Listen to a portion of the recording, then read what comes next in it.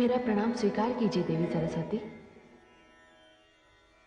आइए देवी लक्ष्मी, आपके आगमन से ब्रह्मलोक धन्य हुआ। आपका स्वागत है, आसन ग्रहण कीजिए। धन्यवाद। धन्यवाद देवी सरस्वती। जन कल्याण के कार्यों में इतनी व्यस्त रहती हूं कि कहीं आने जाने का समय ही नहीं मिलता। अब क्या करूं, मेरा नाम ही लक्ष्मी है, धन और वैभव की देवी हूं। सारा विश्व आदर करता है मेरा, घर घर में मेरा स्वागत होता है। जहां जहां पहुंच जाती हूं, सुख, संपत्ति और वैभव अपने आप पहुंच जाते हैं वहां। यह सत्य है देवी कि आप सुख, संपत्ति और वैभव की देवी हैं। यह भी सत्य है कि घर घर में आपका स्वागत होता है। किंतु क्या देवी सरस्वती? किंतु आप कहीं टिकती नहीं, स्थिरता नहीं है आप में। इसलिए तो संसार आपको चंचला कहता है। क्षणे रुष्टा क्षणे तुष्टा। आप एक क्षण में रुष्ट हो जाती हैं और एक क्षण में तुष्ट। आज आप यहां हैं तो कल वहां। किंतु मैं ऐसी नहीं हूं। मैं तो ज्ञान और विद्या की देवी हूं। मैं एक बार जिस मंदिर में प्रवेश कर जाती हूं, वहां सदा के लिए स्थापित हो जाती हूं। किंतु मेरे बिना किसी को जीवन का सुख नहीं मिलता। मैं धन हूं देवी सरस्वती, और निर्धनता सबसे बड़ा अभिशाप है। धन तो मैं भी हूं देवी लक्ष्मी। अंतर इतना है, आपका दिया हुआ धन तन के लिए है और मेरा दिया हुआ धन मन के लिए है। आपका दिया हुआ धन कोई भी चुरा सकता है, छीन सकता है, किंतु मैं तो विद्या हूं, ज्ञान हूं। मुझे ना तो कोई चुरा सकता है, ना छीन सकता है। और सबसे बड़ी बात तो यह है कि मेरा दिया हुआ धन जितना भी बांटिए उतना ही बढ़ता है। देवी सरस्वती, आप जानती हैं राजा को राजा क्यों कहते हैं? क्योंकि उसके पास मैं हूं। आप भूल रही हैं देवी लक्ष्मी, राजमुकुट का तब तक कोई अर्थ नहीं जब तक उसके पीछे राज तिलक का आधार ना हो, बल ना हो, संस्कार ना हो। और राज तिलक के पीछे शक्ति होती है मंत्र की, विद्या की, ज्ञान की। और सत्य तो यह है देवी लक्ष्मी कि जिसके पास मेरी दी हुई बुद्धि की शक्ति ना हो, उसके पास आपका दिया हुआ धन भी नहीं रह सकता। देवी सरस्वती, आपके पास थोथे शब्दों की कमी नहीं, आप तो बस वाणी ही वाणी हैं। देवी लक्ष्मी,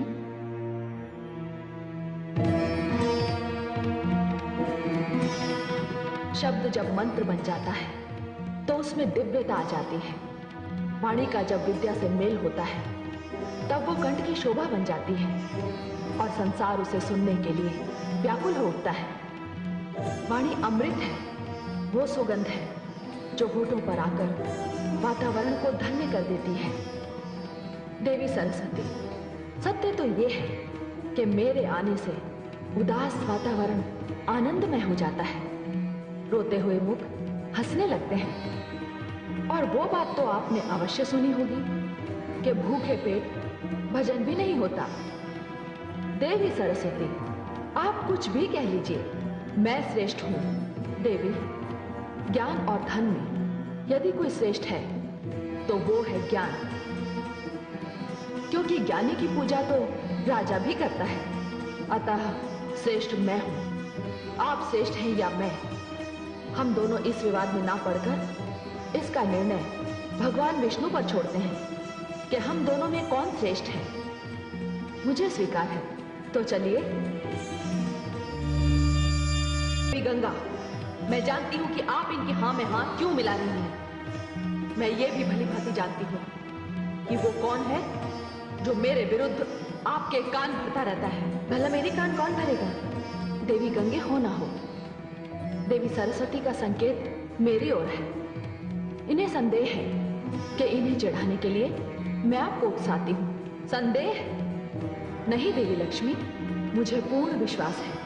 ये सरासर अन्याय है देवी सरस्वती। ये बात मैं भली भांति जानती हूँ कि आप भगवान श्री हरि विष्णु के चरणों में स्थान पाने के लिए सदैव ही व्याकुल रहती है, किंतु नीलकमल ने यह स्थान स्वयं मुझे दिया है। पर आप देवी लक्ष्मी से व्यर्थ ही रुष्ट हो रही है। गंगा सत्य कह रही है देवी सरस्वती। हाँ, गंगा तो सत्य ही कहेगी ना। मैं आप दोनों के षड्यंत्र को, इस अभिनय को भली भांति जानती हूँ। देखिए देवी सरस्वती, यदि आपके मन में देवी लक्ष्मी।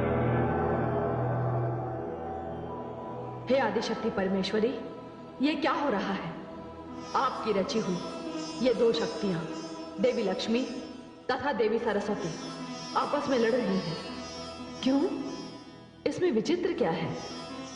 धन और बुद्धि में तो सदैव संघर्ष रहा है और सदैव रहेगा। यही तो होता आ रहा है। ऐश्वर्य कहता है उसके बिना सब व्यर्थ है।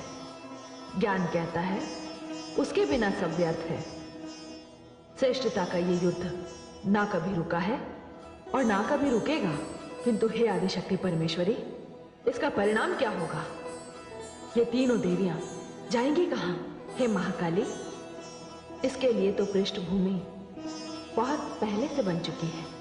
मैं आपका तात्पर्य नहीं समझी देवी परमेश्वरी, मैं तुम्हें समझाती हूं। वो देखो, वन में एक राजा कितनी कठिन तपस्या कर रहा है। इस राजा का नाम है धर्मध्वज। ओम श्री लक्ष्मी देवाय नमः। ओम श्री लक्ष्मी देवाय नमः। ओम श्री लक्ष्मी देवाय नमः। ओम श्री लक्ष्मी देवाय नमः। ओम श्री लक्ष्मी देवाय नमः। ओम श्री लक्ष्मी देवाय नमः। ओम श्री लक्ष्मी देवाय नमः। ओम श्री लक्ष्मी देवाय नमः। ओम श्री लक्ष्मी देवाय नमः। ओम श्री लक्ष्मी देवाय नमः। ओम श्री लक्ष्मी देवाय नमः। ओम श्री लक्ष्मी देवाय नमः। हे देवी परमेश्वरी, ये तो देवी लक्ष्मी की तपस्या कर रहा है। ये धर्मध्वज क्या चाहता है? हे देवी, इसकी कोई संतान नहीं है और वो देवी लक्ष्मी को संतान रूप में प्राप्त करना चाहता है। सच पूछो तो मेरी भी यही इच्छा थी कि ये देवियां स्वर्गलोक से पृथ्वी पर जाएं और पृथ्वी निवासियों के काम आए। हे देवी परमेश्वरी, ये कैसे होगा? देवी लक्ष्मी पृथ्वी पर तुलसी बनकर जन्म लेगी। देवी सरस्वती एक कल्याणकारी जलधारा के रूप में प्रकट होंगी और देवी गंगा को भागीरथ नाम का एक महान तपस्वी राजा धरती पर उतार कर ले जाएगा। हे देवी परमेश्वरी, यह सब आपकी इच्छा से हो रहा है। आपकी लीला अपरंपार है।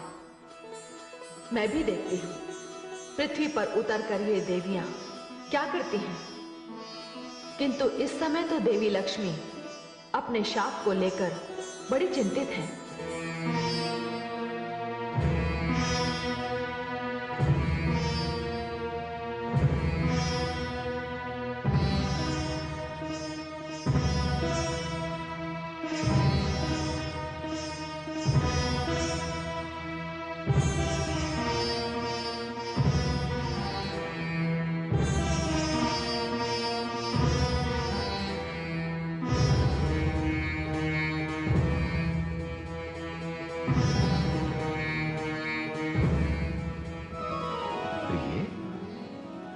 मैंने आपको इतना अधिक चिंतामग्न पहले कभी नहीं देखा। हे कमल लोचन, आप तो यूं ही योग निद्रा में थे। आपको तो ज्ञात भी नहीं होगा कि यहां देवी सरस्वती ने पधार कर क्या अनर्थ कर दिया। नहीं नहीं, मुझे तो कुछ भी ज्ञात नहीं। परंतु अनर्थ क्या हुआ? हे कमल लोचन, कहां मैं और कहां वो, और वो मुझे शाप देकर चली गई। श्राप? आपको श्राप? क्या श्राप दिया उन्होंने आपको? मानव योनि में जन्म लेने का। प्रिय, ये तो कोई श्राप ना हुआ, ये तो विधि ने पहले से ही रच रखा है। कदाचित आप ये नहीं जानते कि राजा धर्मध्वज आपको पुत्री रूप में प्राप्त करने के लिए आप ही की तपस्या कर रहे हैं। यदि आप उनका कष्ट देखेंगी तो आपका हृदय पिघल जाएगा और आपको उन्हें वर देना ही पड़ेगा। तनिक देखिए तो कि राजा धर्मध्वज की क्या स्थिति है। वन में तपस्या करते करते उनके शरीर पर धूल मिट्टी ने अपना डेरा जमा रखा है। वे कभी भी किसी भी भयानक वन्य प्राणी का आहार बन सकते हैं। आप तो करुणामयी है ना? जाने आपका ध्यान राजा धर्मध्वज की ओर क्यों नहीं गया?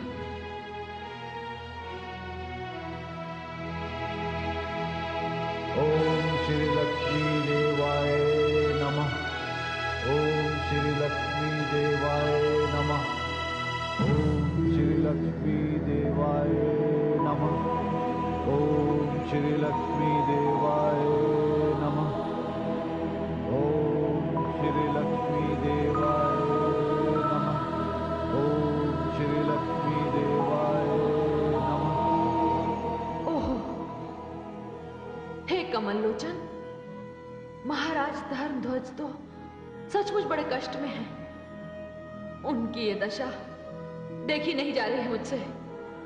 मैं तो इसी समय जाकर उन्हें वरदान दे दूं, किंतु मैं आपके इस किंतु को भली भांति समझता हूं देवी। आप इस संकोच में हैं कि पृथ्वी पर जाकर आप में सारे गुण मानव वाले आ जाएंगे। हाँ कमल लोचन, और मैं आपसे दूर हो जाऊंगी और सारी दैवी शक्तियां भी मुझसे छिन जाएंगी। ये बात तो है, किंतु मानव में एक विशेष गुण तो है कि वो अपनी तपस्या के द्वारा कुछ भी प्राप्त कर सकता है। ठीक उसी प्रकार जिस प्रकार राजा धर्मध्वज को आप पुत्री के रूप में उसकी तपस्या के द्वारा प्राप्त होगी। हाँ, यह सत्य है, किंतु हे कमल लोचन, आपको मुझे सहयोग देना होगा। संसार में मैं आपके बिना कैसे रह पाऊंगी? हे प्रिय, आपसे दूर तो मैं भी नहीं रह सकता।